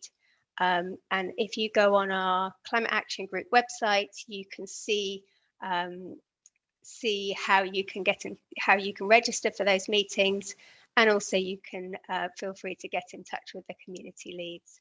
And Dominique and I, the climate change officers, are there to support that process, and Councillor Martin Welton co-chairs it with our community co-chair Ramya. And so if you're looking to take some action to reduce carbon emissions, then I encourage you to join us. Next slide, please. So the next slide is just the dates of the next meeting. So the next one is about greening Merton, and it's on the 31st of March. So yeah, do get in touch if you want to get involved. I think that was it. Thank you very much. Thank you, Kate. Are there any questions for Kate? It's quite a lot to take in. It's quite interesting stuff. Doesn't seem as if there are any questions at the moment. Father David, waving. All right. David, we can see you clearly now. You should be able to see me. Thank you very much, Katie. That's really interesting. I'm just wondering if you are planning to actually be helping other institutions within the local area, particularly voluntary organisations and, for instance, churches and other such faith groups and that, to actually look at their own situation. That would be really, really helpful. And the other question I'd like to ask is about your connection with other local action groups. For instance, I see you've got a transport sort of, as it were, focus now. And there certainly was a Clear Air Merton group who were really actually concerned about clean air and clean air in Merton.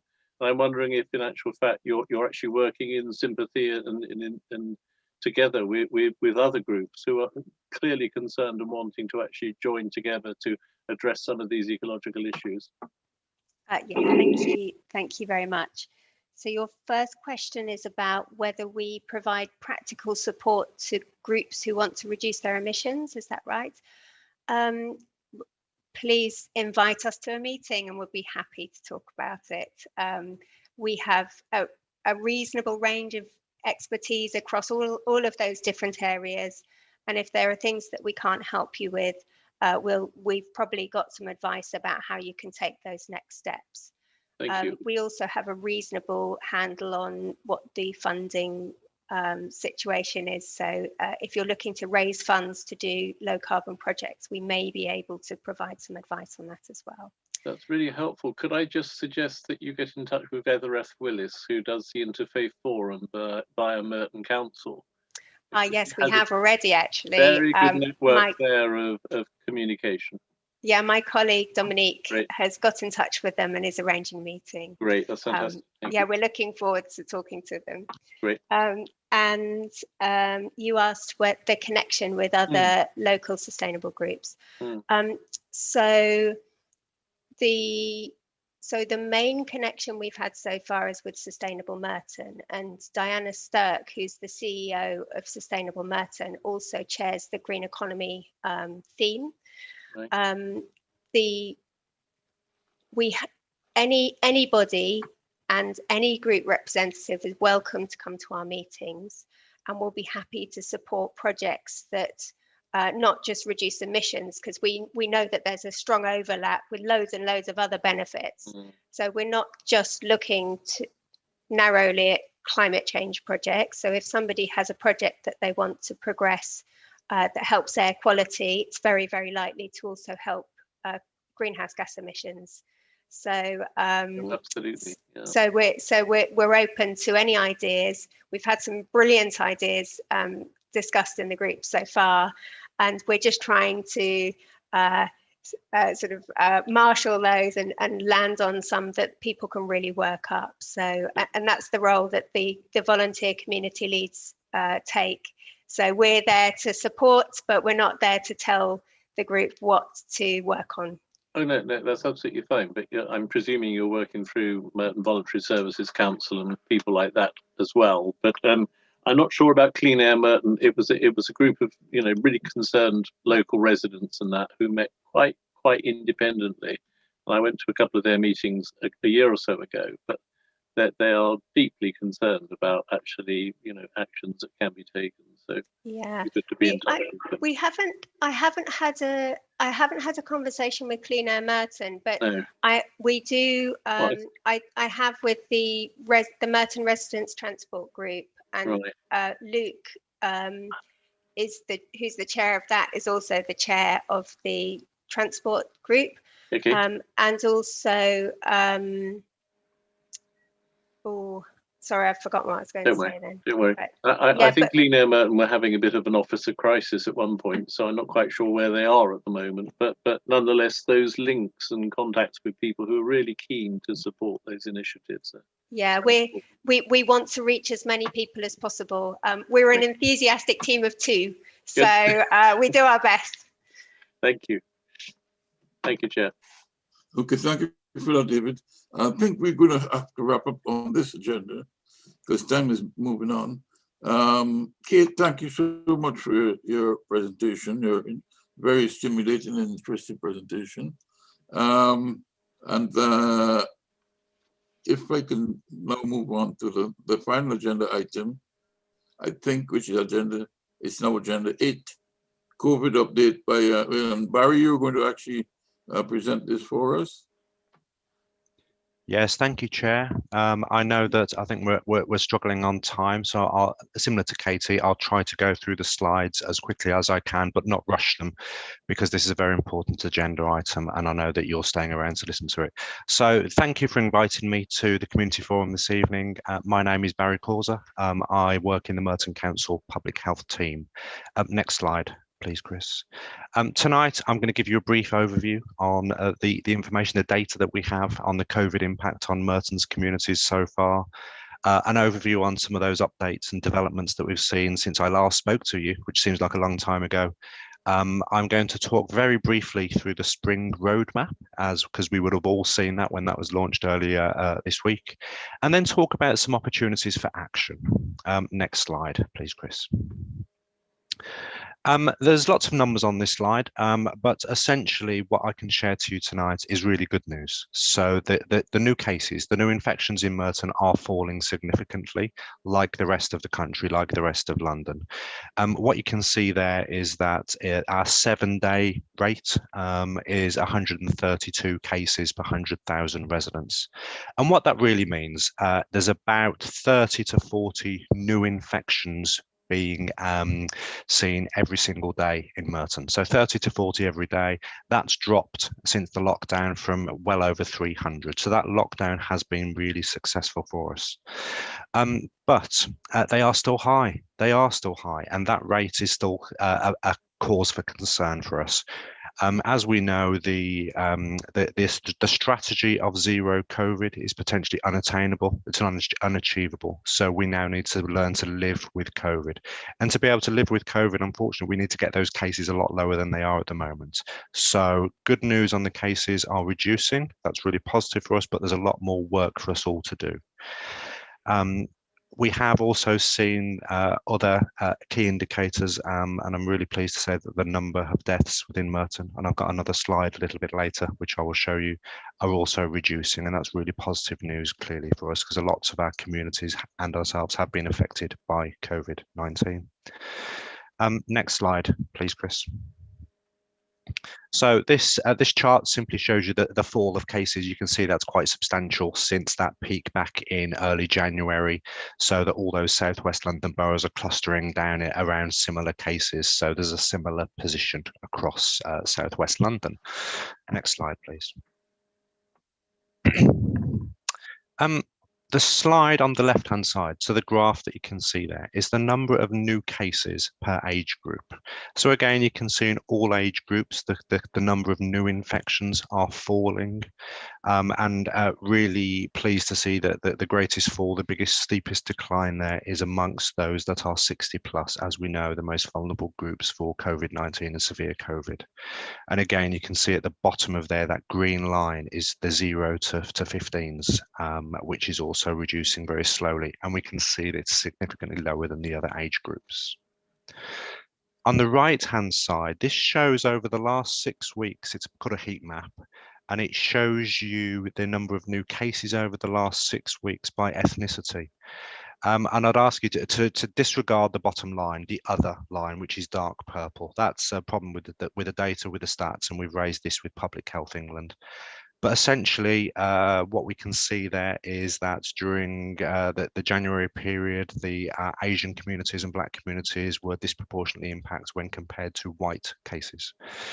So that is particularly concerning for us. That's a very similar picture across London and the rest of the country, as you all know. Next slide, please, Chris.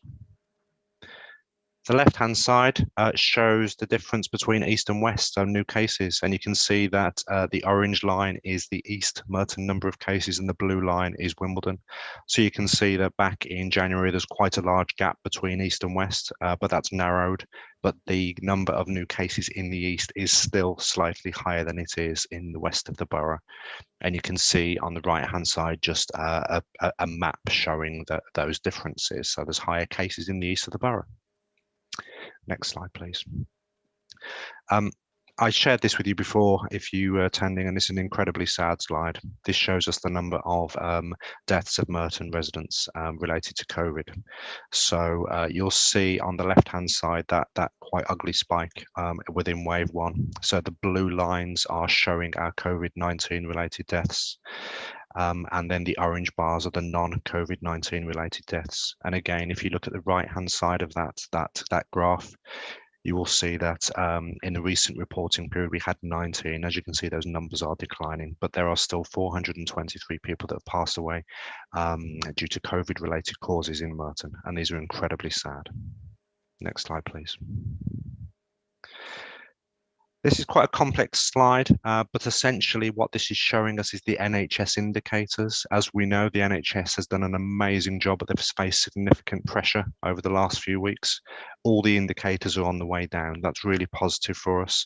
The number of inpatients going in across South West London are declining. The number of patients in intensive care are also declining.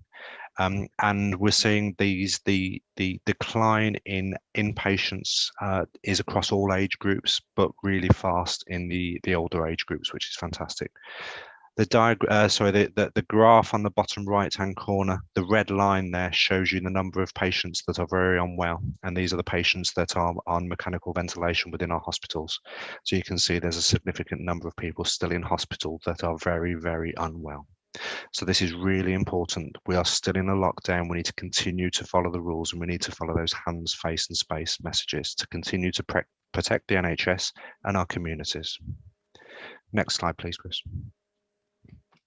So I've gone through the data, so we can see that we've seen the decline in cases, the NHS indicators decline, and now looking forward to the spring roadmap. I'm not going to go through lots of detail in this slide. Many of you would have seen this. The BBC have done a really good job in trying to explain the rules as they come. What I will say is the first step, there's 4 steps in the approach to opening up the roadmap. The first step is on the 8th of March. So the first main step, as you will all know, is around schools reopening. Our schools, our head teachers, the school staff are working amazingly hard. They've done some amazing things to protect their staff and our young people within the borough so that they can open up safely. They're developing risk assessments. They're doing testing strategies to be able to support them. So the 8th of March. And then there's 5 weeks, at least 5 weeks between each of the steps. And that gives the national government the opportunity to review what's happened in step 1. Because when we open up the schools, when there's some social contact permitted in that step 1, this will have a knock-on effect on a number of cases. So we need to be able to see what the impact of that is before we move on to step 2 and step 3 and step 4. I know the text is very small in that, but we'll be able to share a better image if you would like me to after the meeting. Next slide, please. Key updates and developments. You will all know, many of you might have even participated, that we took part in an enhanced testing program in Pollard's Hill. So we were told by the national government, through the normal surveillance that takes place, so 5% of all positive COVID cases, test results, get sequenced so that we can see whether they are a new variant, whether it's the South African variant, the Kent variant, etc. And we were told just after the Christmas break back in January that there was 1 single case of the South African variant that was not linked to travel in the CR4 postcode. So in response to this, we set up an enhanced testing program in Pollard's Hill to track any community spread, to restrict any further transmission. So this is not an immediate health emergency, really important. There were no additional restrictions put in place. And that testing program finished on the 17th of February.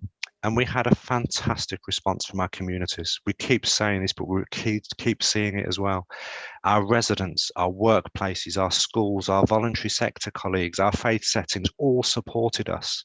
And we gave out 10,000 tests to the Pollard's Hill community residents and those that work there. We also had a number of many people booking a test at the mobile testing unit. So fantastic response. And so far, really pleased to say that there were no additional variants of concern reported through those testing regimes. That's really important.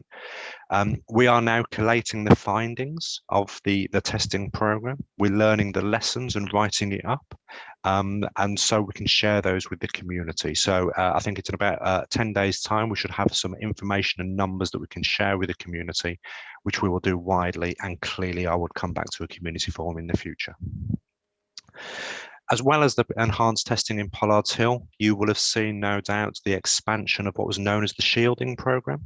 So at this stage, we are supporting 6,500 of our residents who are high risk, so previously known as clinically extremely vulnerable. And earlier this week, we were notified that there's an extra 7,000 people of our residents, that have been added to that list. And so we would encourage all of those residents to stay at home as much as possible and to follow the advice that they have received in the letters from the National Government and Merton Council. As we've got one eye on opening up and the living with COVID, I think it's really important to emphasise the importance of test and trace and isolate as a key part of our controlling that virus spread. So anybody with symptoms, even mild, if you're not sure, is this a new continuous cough? I might have lost my sense of taste or smell, but I'm not too sure. Please be overly cautious. Please isolate and seek a test immediately for us. You can get a PCR test. So if you have symptoms, you go to the NHS website or you can call 119 and would encourage you to do so, please. Second type of testing that we use at the moment is called lateral flow tests, which again, we're talking a lot about in the press. So we would strongly encourage frontline workers, carers and volunteers to take part in regular asymptomatic testing. So we mean twice a week. So we're encouraging all those. And please note the terminology that we've used there: frontline staff, frontline workers, those people that can't work at home. We're not using the term key worker. I'm a key worker. I work for the borough, but as you can see, I'm working in my kitchen. I do not need to take part in a regular testing program for frontline workers. So again, if you would like to take part in asymptomatic testing, you can book a test on the council website, and they are available in our community pharmacies and at Morden Assembly Halls. And we had an announcement earlier today that there will be an expansion of home testing as well. So we could be able to share that information with you as soon as we possibly can. But we also know that testing by itself does nothing. It's a test and isolate which breaks the chain of transmission. So if you get a positive result from an LFT, from a fast asymptomatic test, or because of you're symptomatic, it's really important to stay at home to break that chain of transmission. These are the things that are going to help drive those curves even lower. And then when you get that phone call, the text message or the email from NHS Test and Trace, please answer it. Please provide that information about your close contacts, because again, this is how we're going to protect our communities. I won't spend too much time talking about vaccinations, but the vaccination rollout is continuing by the NHS. And in line with the JCVI priority list, at the moment, the NHS is inviting those residents who are 65 to 69, and those clinically vulnerable people are being invited. I would suggest, I would signpost you to the South West London website. It's got lots of information on the vaccine. It's got lots of FAQs and more information on the rollout and how to be sure that you can get a vaccination when it's your turn. Within the borough, we are working with our NHS colleagues on a vaccine equity plan. And so as part of that, we know that there are a number of our groups that have barriers to accessing vaccinations or hesitancy. And we're working through with our communities on how we can support them and to remove those barriers, reduce those barriers. One of the things that the NHS are doing really, really well is they've got a number of webinars that are taking place for community groups, community organisations. They've been well promoted and they are led by clinicians.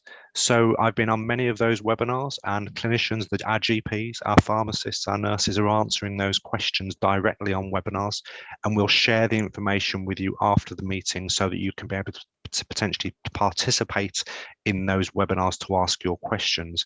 But also, if you have a small or a large community group and you think, actually, I would like a clinician, someone in public health to come and speak to my group or my organisation, get in contact. We'll be able to link you through. On the vaccine rollout, the only other thing I was going to say, it's not on the slides there. It's very rare for us to sign out single out a single study. But there was a really important study that was published earlier this week, which is the Siren study. And what this was doing, this was following 40,000 healthcare workers over the last number of months, and they were getting a test twice a week. And what this is showing us, really importantly and brilliantly, is that the vaccine is having a positive contribution on preventing transmission of the virus. So it's not just protecting the individual from severe disease, but it's preventing onward transmission. So within that study, the healthcare workers were 72% less likely to develop an infection after 1 dose of the vaccine, and that increased to 86% after 2. So again, we're working through these studies to understand more about the vaccine and how it protects our communities. So when you're invited, please take up that opportunity. Next slide, please, Chris. Sorry. My last slide is opportunities for action, how we can work together. One of the things that we can do, we have a network of COVID-19 community champions. We've got over 150 now within Merton. They meet us every single Wednesday. So we have 2 drop-in sessions, 12 till 1 and 7 p.m. till 8 p.m. We share key things, key topics, we discuss, we listen to the community, and then we share information, so images to share on WhatsApp or Facebook with your friends and families and networks. So you can get in contact with us to join that network by emailing us at Public Health or emailing me, and I'll solve that for you. On the right-hand side is an image, because as well as our COVID champions, we have what they've called themselves, YAC, Young Adults Community Champions. Our brilliant young people in the borough want to take an active role in tackling COVID, so they've come together as a group and they meet on a regular basis in a similar way to talk about COVID, how it's impacting on them, and what we can do together to overcome there and to tackle COVID. The next session for the YAC is on the 3rd of March, and it's focusing on health and well-being. Bottom left on the slide is thinking about organisations in the borough. So we've been working with our voluntary sector, who have done an amazing job over the pandemic. We've been working with a number of organisations, so the Chamber, the Wimbledon Foundation, the Borough and the NHS, to put a programme together called Merton Giving. And so there's some funding available to those organisations who want to get some funding to help contribute towards tackling COVID. So far, there's about £80,000 that has been distributed to 20 organisations. The next deadline is coming up on the 10th of March, and there's more information at the MVSC link there. Next slide, Chris. And this is the last slide. And it'd be remiss of me not to talk about this. Even when many people are getting their vaccines, case numbers are reducing, hospital admissions are reducing. It's incredibly important, particularly when we start thinking about opening up, to wash our hands for 20 seconds, to cover our cover our face in enclosed spaces, and to make space. So hands, face, and space. I've gone through very quickly, so apologies about that, but I'll hand over back to the chair for the discussion. Thank you so much for that interesting presentation. Although we've had this around for so long, you can still make it very interesting, Barry. Okay, very briefly, because we'll be running out of time. Does anybody have any questions that they want to ask? Any questions? I know it's getting on now, so I'll excuse you if you don't. I can't see anybody. No, there's no. Okay, I think I'm going to bring this agenda item to an end, Barry. Thank you so much for the excellent work you're doing and continuing to do. That brings us to the end of the meeting. I know it's been long and for me, a very interesting and stimulating meeting. Surprising that you're still here with us. But, thank you so much for being here. I want to wish you all, you don't have to leave to go home. So I want to wish you all a pleasant rest of the evening. And the next meeting is actually scheduled for the 6th of October. We've got some time before that meeting takes place, and being optimistic, I'm sure we will actually be meeting in a venue somewhere, but that's still to be agreed. Thank you so much and have a good evening. Best of you. Thank you, David. Bye.